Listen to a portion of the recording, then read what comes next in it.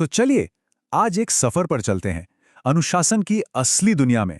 इसे हम एक प्राचीन योद्धा मियामोतो मुसाशी की नज़र से देखेंगे, जिनके लिए अनुशासन कोई आरामदायक आदत नहीं बल्कि एक युद्ध था। देखिए, ज्यादातर लोग सोचते हैं कि अनुशासन का मतलब है एक आरामदायक, सब कुछ सेट, व्यवस्थित जीवन शैली। लेकिन सच्चाई सच्चाई इसके ठीक उलट है। मुसाशी सिखाते हैं कि असली बदलाव हमेशा हमेशा असहज होता है, और अनुशासन बदलाव का ही तो दूसरा नाम है। ये है हमारा रास्ता, वो 6 पड़ाव जिनसे हर योद्धा को गुजरना पड़ता है। हम शुरुआत करेंगे अनुशासन के भ्रम को तोड़ने से। फिर पृथ्वी, जल, अग्नि और पवन चक्र से होते हुए हम पहुंचेंगे शून्य चक्र तक। तो सवाल ये है कि अनुशासन की शुरुआत होती कहाँ से है? किसी मोटिवेशनल स्पीच से या किसी नए चमकदार प्लान से? नहीं, इसकी शुरुआत एक बहुत ही मुश्किल, बहुत ही ईमानदार सवाल से होती है। एक ऐसा सवाल जिसका सामना करने से हम में से ज्यादातर लोग डरते हैं। हम सबको यही लगता है कि अनुशासन का मतलब है सब कुछ कंट्रोल में रखना, मजबूत महसूस करना। लेकिन एक योद्धा का रास्ता हमें सिखाता है कि इसकी शुरुआत खुद की कमजोरियों और असहज सच्चाइयों को कबूल करने से होती है।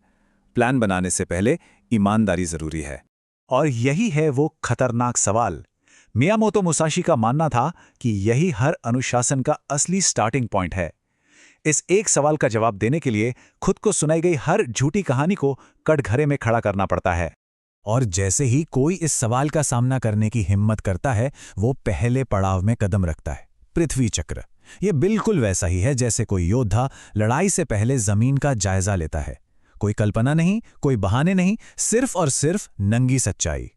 और यहीं पर पृथ्वी चक्र सबसे पहले और सबसे बड़े भ्रम को तोड़ता है। व्यस्त दिखना और असल में प्रगति करना, ये दो बिल्कुल अलग अलग चीजें हैं। व्यस्त रहना खुद को धोखा देने का सबसे आसान तरीका है। सवाल यह है, क्या सच में काम हो रहा है या सिर्फ थका हुआ महसूस किया जा रहा है? तो इसे प्रैक्टिकली कैसे करें? यहां योद्धा का पहला मिशन है। बस एक दिन के लिए हर घंटे ये ट्रैक करना है कि समय और ध्यान दोनों कहां जा रहे हैं। सोशल मीडिया पर कितना, काम पर कितना फोकस था। और हां, ये कोई प्रोडक्टिविटी हैक नहीं है। ये अपनी कमजोरियों को बिना जज किए बस देखने के लिए डेटा इकट्ठा करने का एक मिशन है। अच्छा, अब सच्चाई तो देख ली, अब क्या?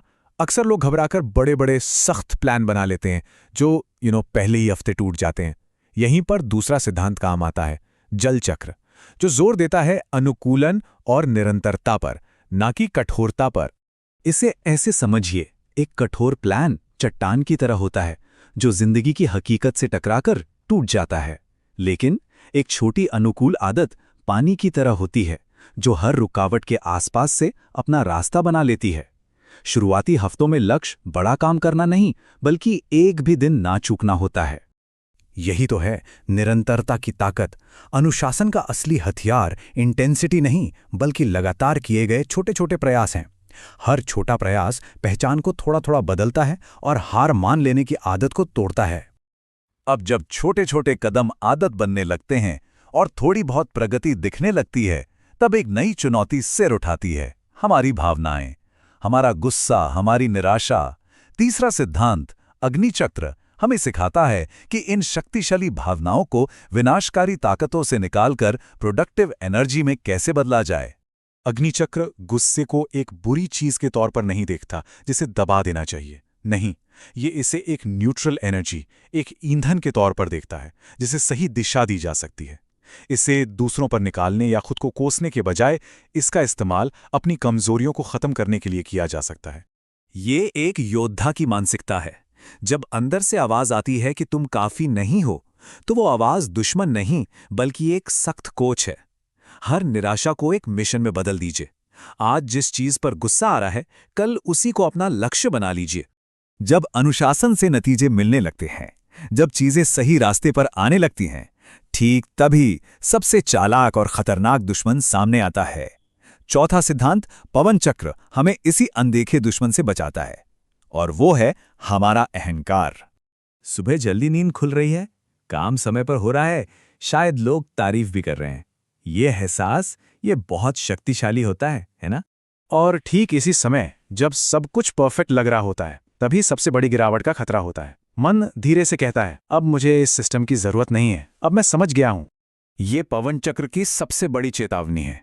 आत्मसंतुष्टि यानी कंप्लेसेंसी अंत की शुरुआत है। एक सच्चा योद्धा हमेशा एक छात्र बना रहता है। वो जानता है कि जो सिस्टम उसे यहां तक लाया है वही उसे आगे भी लेकर जाएगा। और जब कोई अहंकार के इस जाल से भी बच निकलता है, तब वो आखिरी और सबसे गहरे सिद्धांत तक पहुंचता है, शून्य चक्र।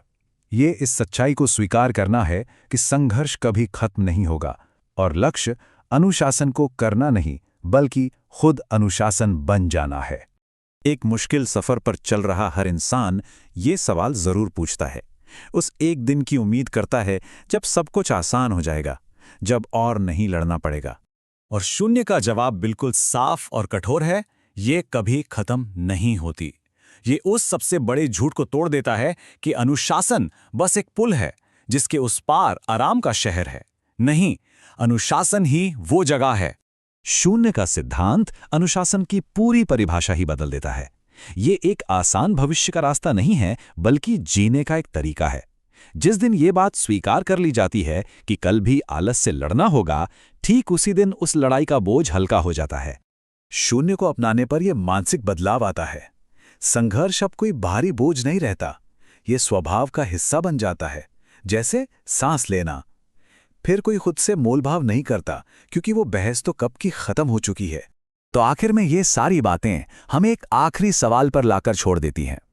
एक ऐसा सवाल जो इस पूरी फिलॉसफी को एक एक्शन में बदल देता है, हर दिन एक नई लड़ाई लाता है।